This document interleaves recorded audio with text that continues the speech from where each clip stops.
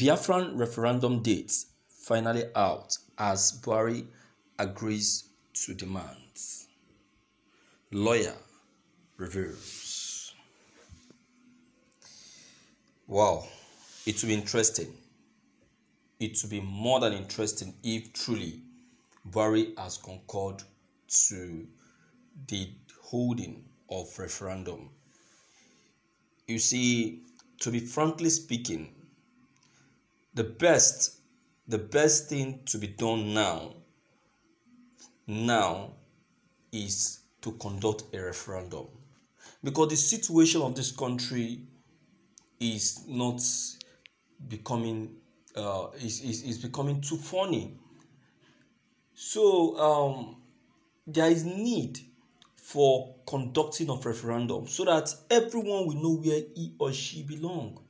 Because as it is now, some people are still walking confused. If you ask this one, where do you belong today? We tell you I'm a Biafran. We tell you that no, I support one Nigeria. You understand? It's very, very important. Let there be a decision on this. Let everyone have a decision and know where he or she truly belong. All right, let's go straight to the content.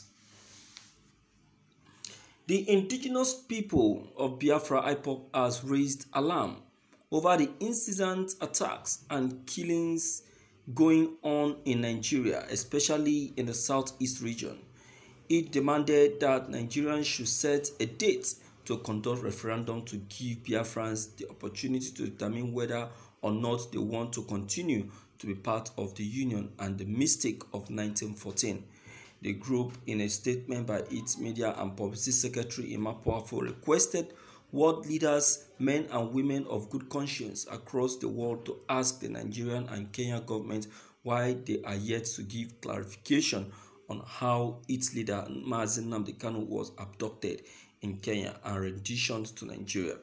The statement partly reads, "The inability to explain how our leader was abducted and renditioned to Nigeria has only confirmed their culpability in the whole saga, no matter how clever they think they are in denying any involvement. It's a known rule that airports across the world are a safe place for all law-abiding citizens.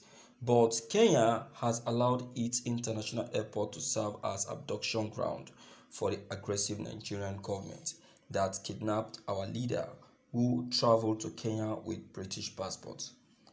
This is nothing but the travesty of justice should our leader be put on trial without first clarifications on his unlawful kidnap and rendition. DSS should explain its role in our leader's abduction and rendition. IPOB will not relent in fighting this injustice against innocent citizens." In Nigeria today, many innocent men and women are being kidnapped, tortured, and locked up by DSS and other security agencies for weeks, months, and in some cases, 4 years without taking them to court. Many people have died in the process. Many of them are being held in solitary confinement and locked up in secret cells all over Nigerian security facilities without people knowing their whereabouts. These detention centers are turned into abattoirs where detainees are killed and their organs harvested and sold to the highest bidder by the wicked security operatives. Detention facilities of the various security agencies have become another abattoir where they slaughtered human beings like cows. It's horrible that security agents who are supposed to protect them have become their worst nightmare. In fact, there is no difference between the detention cells of the Nigerian security agencies, particularly the DSS and army cells, and the Nazi Gestapo detention camps during the Second World War. We are therefore calling on the international community to ask Nigerian government and Kenyan government to explain their roles in the abduction and extraordinary rendition of Nnamdi Kanu from Kenya to Nigeria. The group insisted that Kanu did not jump any bail or commit any crime known to law to warrant being treated like a criminal. See, I was opportune to be on a road, in a tricycle, heading somewhere anyway. In that very tricycle, the owner of that tricycle collected 200 naira per person to the place, and the tricycle is to contain only 4 persons. That is 800 naira. Am I right? Now, before the tricycle could get us to our various destination, do you know that this tricycle has spent nothing less than 700 naira, all in the name of tax paying in Nigeria here? Now tell me, what then is the use of getting yourself involved in such business? You see, all these things are what the IPOP saw and said that the intimidation is too much, the frustration is too much, and it's wickedness. In fact, I got to a point that I said no. These guys, the IPOP need, the Biafrans need to be given their freedom, because this is shared wickedness. For what? Why such tax? Why such tax?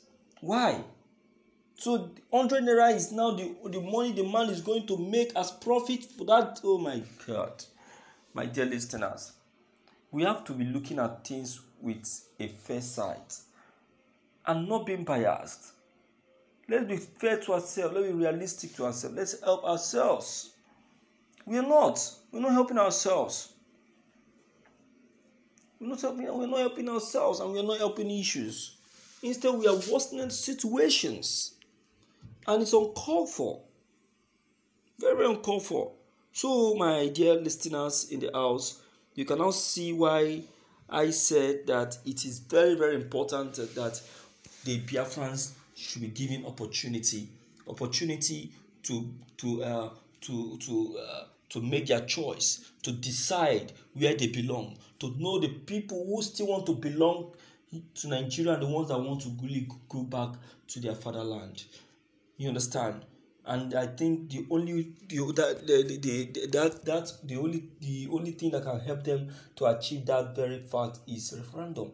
Buhari is afraid of this referendum. Very much afraid. You understand? He's afraid. Because if he's not afraid, long time ago, he's supposed to have concurred. He's claiming, yes, one Nigeria. Nigerians want one Nigeria. Now, conduct a referendum and let's know who really wants one Nigeria. Conduct a referendum, let's know. It's not by voicing, it's not by noising, but by fact. By fact. You understand? Yes, everyone knows that. So, my dear listeners, let me hear you speak anyway to know where your take on this very news may be. Don't forget to leave your comments below the comment section. Click on the subscription buttons as well as the bell buttons to get updated each time we upload any new videos. Thank you.